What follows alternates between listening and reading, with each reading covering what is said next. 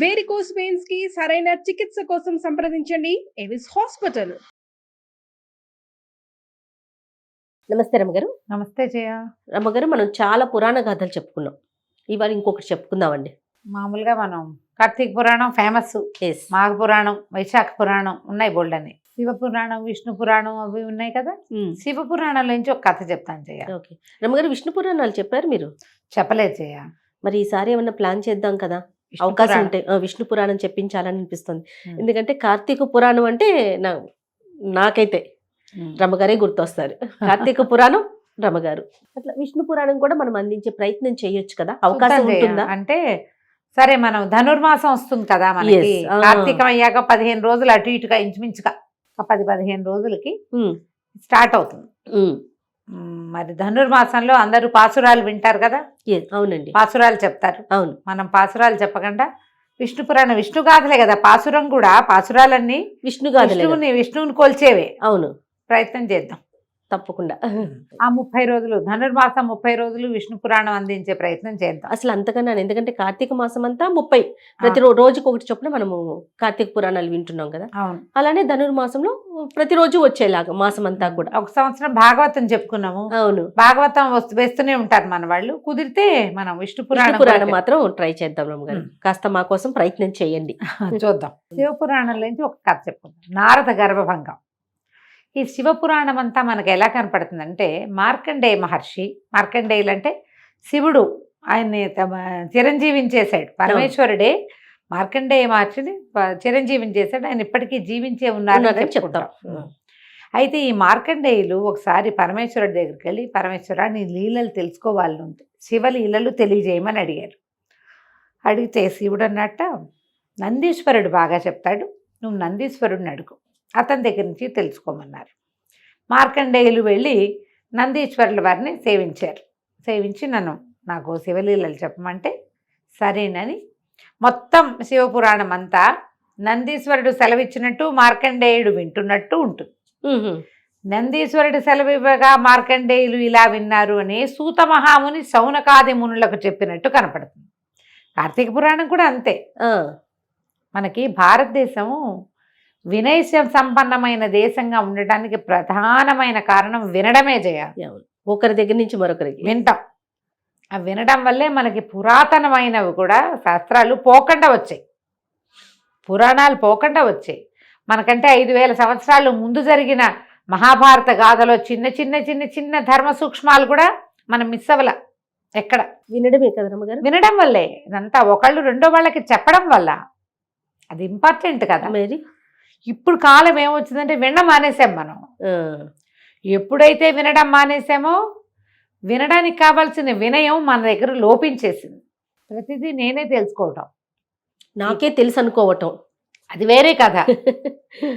నా అంతటి నేను తెలుసుకుంటాను అంతే తప్ప ఒకళ్ళు చెబితే తెలుసుకుందామనే ధోరణి తగ్గిపోయింది.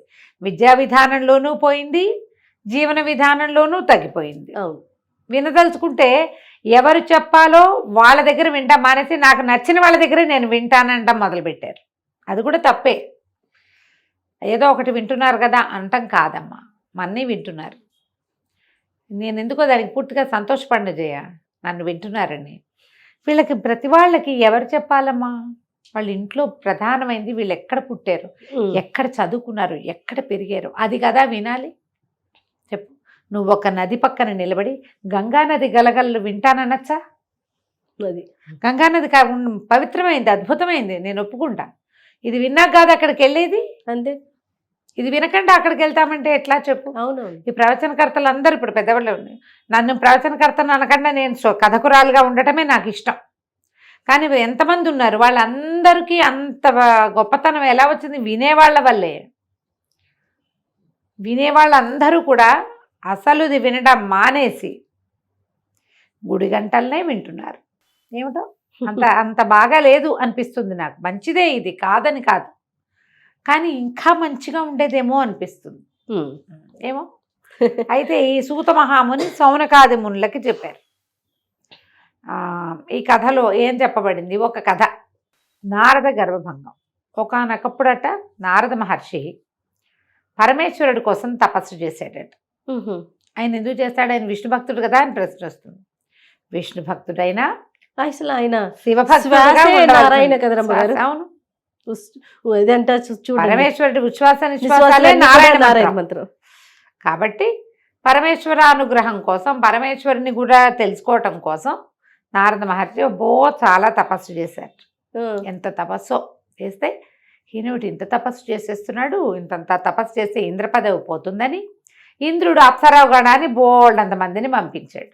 ఆయన తపస్సు భంగం చేయడానికి శత విధాల ప్రయత్నం చేశారు. ఇలా జరిగిందా అంటే పురాణంలో ఉంది, చెప్పుకుంటున్నాం అంతే మనం.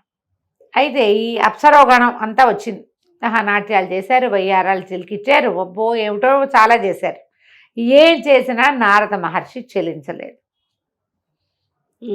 ఇంద్రుడు పరిగెత్తుకుంటూ వెళ్ళి పరమేశ్వరుడి దగ్గరికి వెళ్ళాడు. అయ్యా, నారద మహర్షి చెల్లించలేదు, ఆయన తీవ్రమైన తపస్సు చేస్తున్నాడు, నా పదవికి భంగం వస్తుందని నాకు భయంగా ఉంది, ఏం చేయమంటావంటే ఆయన పరమేశ్వరుడు అన్నాడు, అయ్యా నువ్వు భయంగపెట్టద్దు, అతను ఇంద్ర పదవి కోసం చేయటల్లా నా అనుగ్రహం కోసమే చేస్తున్నాడు, నన్ను తెలుసుకోవడం కోసం. నన్ను తెలుసుకున్నాక తపస్సు విరమిస్తాడు, అతని కోరికలు ఏం లేవు, నేను కనపడ్డమే కోరిక, నువ్వు కంగారు పడదంటే ఇంద్రుడు విరమించుకున్నాడు. ఈ తపస్సు చేస్తున్న నారదుడికి వీళ్ళంతా వచ్చారు, వయ్యారాలు ఒలికిచ్చారు, నేను వీళ్ళకి లొంగలేదు అని తెలుసు. ఈ లోపల పరమేశ్వరుడు ప్రత్యక్షమే అయ్యాడు. అయ్యి ఆయన అనుగ్రహించాడు, జ్ఞానివిగా ఉండమని అనుగ్రహించాడు. జ్ఞానయ్యాడు, పరమేశ్వరుని ప్రత్యక్షం చేసుకున్నాడు. కానీ నారద మహామునికి ఏమనిపించింది, మాయ ఇది, ఏది శివమాయ. శివుడి కోసం తపస్సు చేస్తుంటే వీళ్ళంతా వచ్చారు అంటే శివమాయ, దానికి నేను లొంగలేదు అంటే నేను మాయని జయించాను. పరమేశ్వరుడితో చెప్పాడు, నేను మాయని జయించాను ప్రభు అన్నాడు. పరమేశ్వరుడు అన్నాడు, ఒక మాయని జయించావు నువ్వు, అసలు ఆ మాయ యొక్క ఆ స్వరూపం ఏమిటో నాకు బాగా తెలియదు. జయించాననుకుంటే మంచిదే, మాయని జయించడం మంచిదే, అయితే నువ్వు జయించిందే మాయని అనుకోవటం మరి ఆలోచించాలి అని చెప్పి.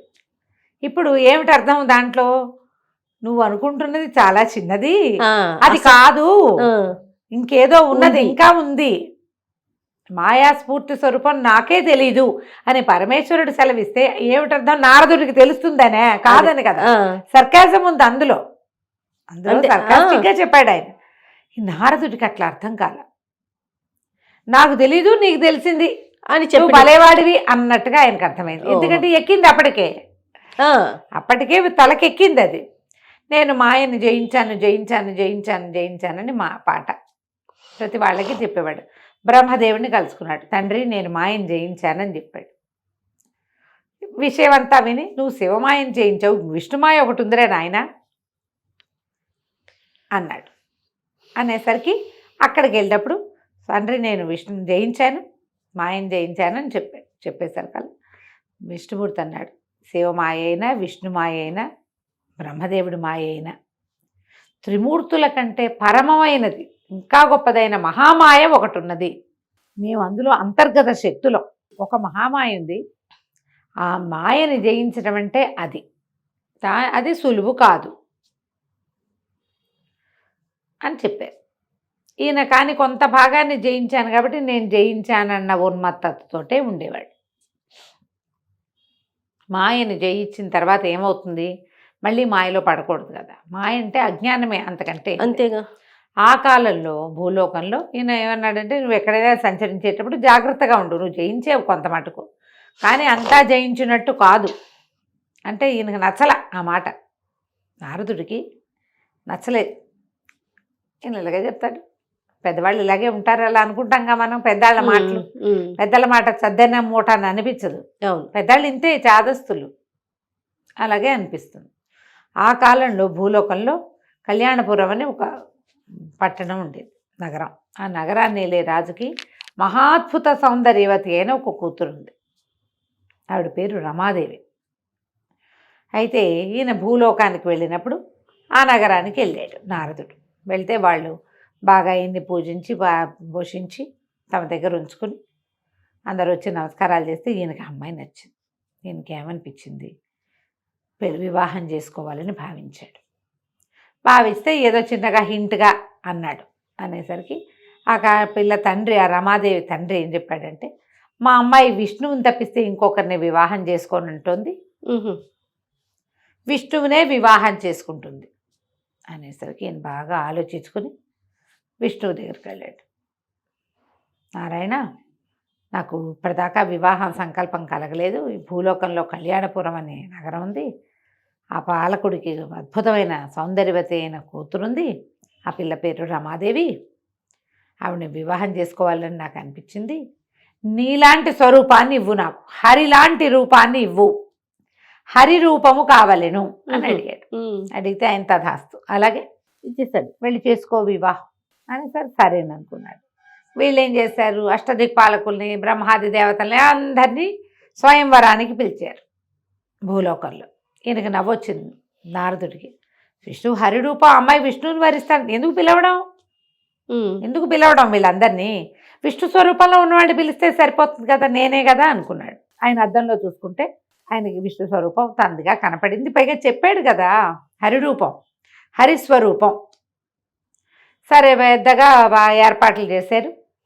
మన స్వయంవరం ఏర్పాట్లలో మొత్తం అందరూ కూర్చున్నారు. నారదుడు వెళ్ళి కూర్చున్నాడు. ఆయన చక్కగా విష్ణువులాగా పీతాంబరాలు కట్టుకుని, మరి మకర కుండలాలు అవి ధరించి, విష్ణుమూర్తి హరి ఎలాంటి వాటిని ధరిస్తాడు, చక్కగా మెడలో చక్కటి పద్మమాల అలంకృతుడుగా ఉండి పచ్చని బట్టతోటి కిరీట ధారణ అది చేసి తను కూడా వెళ్ళి లైన్లో కూర్చున్నాడు. ఈయన మొహం చూసిన వాళ్ళంతా నవ్వుతున్నారు. అర్థం కాదు, ఆయన ఉన్మత్తంగా ఉన్నాడు. అమ్మాయి వచ్చి తన మెడలో దండేసింది, విష్ణు రూపధారిని పెళ్లి చేసుకోక ఏం చేస్తుంది? రమాదేవి వచ్చింది, అందరినీ చూసుకుంటూ వెళ్తుంది. అందరూ ఎవరు తమను పెళ్లి చేసుకుంటుందని వాళ్ళు ఎవరో ఎక్స్పెక్ట్ చేయట్లే, వాళ్ళకి తెలుసు. మర్యాదకు జరుగుతోంది అంతే. అమ్మాయి చూస్తున్నారు. ఈ అమ్మాయి నారదుడి దగ్గరికి వచ్చింది. వచ్చేసరికి నారదుడు అనుకున్నాడు, వేస్తుంది దండ అనుకుంటే, ఆవిడ ముసిముసి నవ్వులు నవ్వింది. వెనకాలన చిరగతలు కిసుకుమని నవ్వారు. అర్థం కాలేదు ఏమిటి. ముందుకెళ్ళేసరికల్లా చక్కగా శంఖచక్రాలు ధరించి గదాపద్మ విభూషితుడిగా ఉన్నటువంటి నారాయణమూర్తి మెడలో దండేసింది. ఓహో, ప్రసభికులంతా ఓహో అన్నారు. మరి శ్రీమన్నారాయణని వరించిందంటే సాక్షాత్ లక్ష్మి, అంతే, పేరు కూడా రమాదేవి. అందరూ సంతోషించారు. నారదుడికి పిచ్చి కోపం వచ్చేసింది. పెళ్లి వేడుకలు మొదలైపోయినాయి, వివాహం అయిపోయింది. ఆయన ఆవిడని తీసుకుని వెళ్ళిపోయేసరికి వాళ్ళ వెనకాలే వెళ్ళేసరికి విష్ణువుని తోలునాడేశాడు. తోలునాడి, ఇట్లా అంటావా, ఇలా చేసావా, నువ్వు నన్ను పెళ్లి చేసుకోవాల్సింది పోయి నిన్ను చేసుకుంది, నేను నీలాగానే ఉన్నాను కదా అంటే, ఈయన ఒక అద్దం తెప్పించి చూపించాడు. నారదుడు పద్మమాలాలంకృతుడుగా ఉన్నాడు, పీతాంబరధారిగా ఉన్నాడు, మకర కుండలాదులు శంఖచక్రాదులు ధరించాడు. మొహం కోతి మొహం. హరి అంటే కోతి.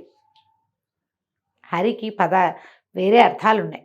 నువ్వేమో అడిగావు, హరిముఖం కావాలని అడిగావు. విష్ణుమాయ అది, జయింపరానిది అది. నారదుడు చాలా సిగ్గుపడిపోయాడు. అందుకే వాళ్ళందరూ నవ్వారు. వాళ్ళందరూ ఎందుకు నవ్వారు, ఆవిడ ఎందుకు నవ్విందో, తను ఎంత అజ్ఞానంలో అర్థం చూసుకునేసరికి ఆయనకి ఆ కోతి మొహంలో తనకి జ్ఞాన శూన్యత కనపడింది. భగవంతుడి గురించి నాకు తెలుసు అనుకోవటం ఏమిటి, శివమాయను జయించటం ఏమిటి, నేను విష్ణుమాయను జయించటం ఏమిటి? విష్ణువుని వరించింది విష్ణు రూపాన్ని కాదు వరించింది, విష్ణు తత్వాన్ని వరిస్తారు.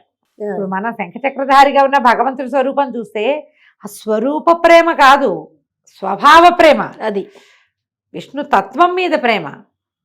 ప్రపంచాన్ని వ్యాపకశీలుడైనటువంటి విష్ణువు ప్రపంచమంతా నిండి ఉన్న భగవంతుడి మీద ప్రేమ. పుట్టిగా శంఖచక్రాలు ధరించిన స్వరూపం మీద కాదు కదా. అవును, స్వరూపం కావాలనుకోవడం ఎంత పొరపాటు.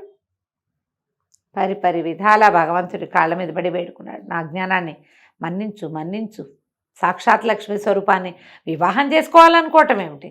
ఇదే అజ్ఞానాన్ని మనం రావణాసురుడి దగ్గర కూడా చూస్తాం. అవును, మాయ కమ్మిన వాడు చేసే పని అది. మాయే, అంతకంటే ఏమిటి? విష్ణు మాయ జయింపరానిది మాయ, ఎవ్వరి వల్ల కాదు, అందులో నుంచి బయటపడలేం. మన్నట్లా వ్యామోహింప చేసేస్తుంది.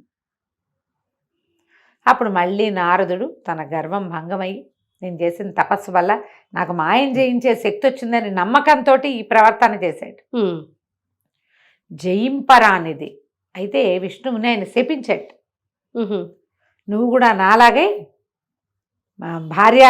భార్యకి దూరం అయ్యి, ఇప్పుడు అమ్మాయి పెళ్లి చేసుకుందాం అనుకున్నా, అది దూరం అయిపోయాను కదా, భార్యకు దూరం అయ్యి కోతుల సహాయంతో పెళ్ళాన్ని దక్కించుకుంటావు, నాకు కోతి మొహాన్ని చేసావు కాబట్టి. ఓహో, అందుకనే అందుకనే అయితే ఇప్పుడు విష్ణువు ఏం చెప్పాడంటే, ఆయన నవ్వుతూ, చూసావా నువ్వు మాయలో ఎలా పడ్డావు, పర్వాలా నేను ఎట్లాగూ దశావతారాలు ఎత్తితే రామావతారంలో ఇదే జరుగుతుంది, వానర సహాయమే కదా. నువ్వు నన్ను శపించినా కూడా నేను నీకు వరం ఇస్తాను, నువ్వు కోపి ధూర్తుడివైనా కలహభోజనుడు అని పేరుతోటి త్రిలోక సంచారము చేసి లోకక్షేమం కోసం నువ్వు ప్రవర్తించేటట్టుగా నీకు వరం ఇస్తున్నాను నేను. మాయని జయించడం కష్టం, భగవంతుడు కూడా మాయలో పడతాడు అంతే. అప్పుడప్పుడు భగవన్మాయా అయినా కూడా మానవులేమిటి, మానవుల ఇది భగవన్మాయా తిరోహితంగా ఉంటుంది, మనకేముంటుంది, మన ప్రకాశం, మన తెలివితేటలు ఏం లేవు, మనమంతా ఆ మాయలో పడే తిరుగుతూ ఉంటాం, అంతా నాది నాది నేను నేను నేను అనుకుంటాం. ఎప్పుడు ఆయన లేచక్క వెళ్ళిపోతాడు మనలో ఇంచి, ఏమవుతాం మనం, ఎవరికి పనికి రాకుండా బట్టలో కలిసిపోతాం, అంతే కదా. ఆయన ఉంటేనే కదా. అది తెలుసుకున్నాడు నారదుడు. ఆయన ఒక శాపం వల్లే ఈ రామాయణ గాథ నడిచిందని శివపురాణంలో ఇలాంటి ఒక కథాంశంతో చెప్పబడింది. భగవంతుడు మాత్రం అతన్ని నువ్వు చేసిన తపస్సుకి త్రిలోక సంచారిగా ఉంటావు, నువ్వు లోక కళ్యాణార్థమే, నువ్వు ఏం చేసినా, నువ్వు ఎంత గొడవ చేసినా, ఎంత కిరుకులు పెట్టా, ఒకళ్ళకొకళ్ళకి లింకులు పెట్టినా కూడా అది లోక కళ్యాణార్థమే పరిణమిస్తుంది. ఎట్లా నీకు కోపం వచ్చి నువ్వు ఇచ్చిన శాపం లోక కళ్యాణార్థం పరిణమించిందో అలాగే పరిణమిస్తుంది అని చెప్పి ఆయనకి వరం ఇచ్చాడు. అప్పటి నుంచి నిత్యనారాయణ మంత్రంతో ఉంటాడట నారదుడు. కథ కంచికి మనం ఇంటికి. అద్భుతమైన స్టోరీ. నమస్తే. నమస్తే.